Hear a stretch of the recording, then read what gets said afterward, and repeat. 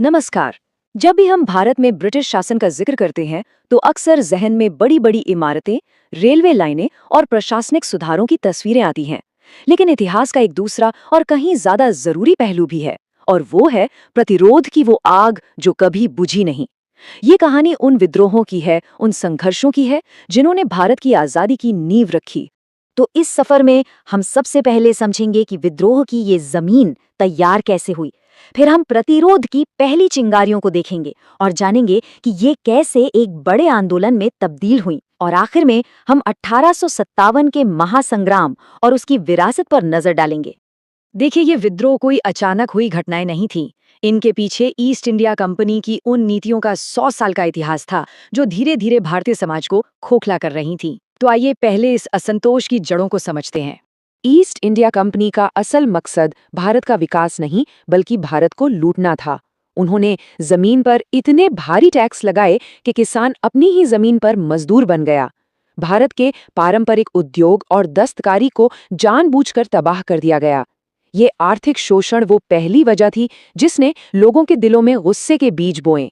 और बात सिर्फ आर्थिक तबाही तक ही नहीं रुकी।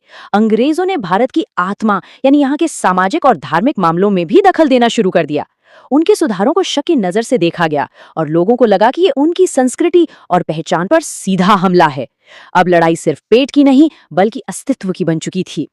जब दबाव हद से ज्यादा बढ़ता है तो कहीं ना कहीं से एक चिंगारी फूटती ही है। अब हम बात करेंगे उन शुरुआती सशस्त्र विद्रोहों की जिन्होंने पहली बार ब्रिटिश सत्ता को सीधी और खुली चुनौती दी। इनमें से एक पहली बड़ी चेतावनी थी सन्यासी विद्रोह। ये कोई छोटा मोटा विरोध प्रदर्शन नहीं था बल्कि दशकों तक चला एक सशस्त्र संघर्ष था। इसने ये साफ कर दिया कि भारतीय चुपचाप जुल्म सहने वाले नहीं हैं और इसने आने वाले विद्रोहियों के लिए एक मिसाल कायम की। ये आग सिर्फ बंगाल तक ही सीमित नहीं रही। दक्षिण भारत में तमिलनाडु के पॉलीगर सरदारों ने वीर पांड्य कट्टबोम्मन जैसे नायकों के नेतृत्व में अपनी आज़ादी और संप्रभुता के लिए जंग छेड़ दी। ये अपनी जमीन और अपने हक की लड़ाई थी। उधर ओडिशा में पाइका, जो पीढ़ियों से अपने राजा के वफादार सैनिक थे, उनकी पहचान और सम्मान उनकी जमीन से जुड़ा था। जब अंग्रेजों ने उनकी लगान मुक्त जमीनें छीन ली तो उन्होंने अपने सम्मान और अस्तित्व के लिए हथियार उठा लिए। ये विद्रोह दिखाता है कि जमीन का मुद्दा कितना अहम था। जैसे जैसे ब्रिटिश शोषण की जड़ें गहरी होती गई, विद्रोह का स्वरूप भी बदलने लगा। अब ये संघर्ष ज्यादा बड़े पैमाने पर और ज्यादा तीव्रता के साथ होने लगे, जिसकी सबसे भारी कीमत भारत के आदिवासी और किसान समुदायों ने चुकाई। संथाल विद्रोह, जिसे हुल भी कहते हैं, यानी मुक्ति का महासंग्राम, ये सिर्फ एक विद्रोह नहीं था बल्कि अपना संथाल राज स्थापित करने की एक जबरदस्त घोषणा थी।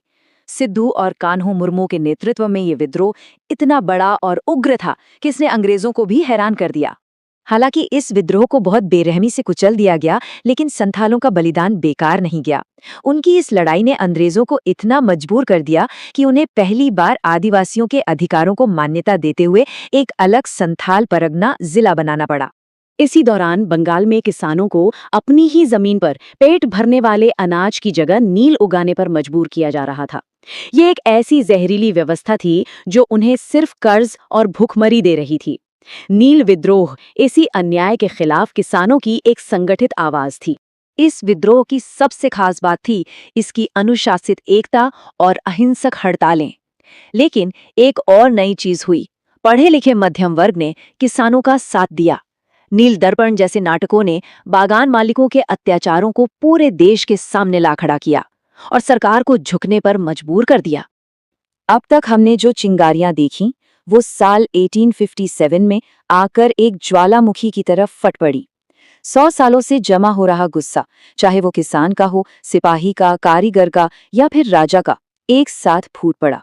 ये भारतीय इतिहास का एक निर्णायक मोड़ था। और इस ज्वालामुखी को भड़काने वाली तात्कालिक चिंगारी थी एनफील्ड राइफल के नए कारतूस। इन पर गाय और सुअर की चर्बी लगे होने की खबर ने हिंदू और मुस्लिम दोनों सिपाहियों को भड़का दिया। इससे उनके धर्म पर एक सीधा और अक्षम्य हमला माना गया। इसके बाद घटनाएं बिजली की तेजी से घटीं। 29 मार्च को बैरकपुर में मंगल पांडे ने पहली गोली चलाई। 10 मई को मेरठ की छावनी में सिपाहियों ने बगावत कर दी और दिल्ली की ओर बढ़ चले।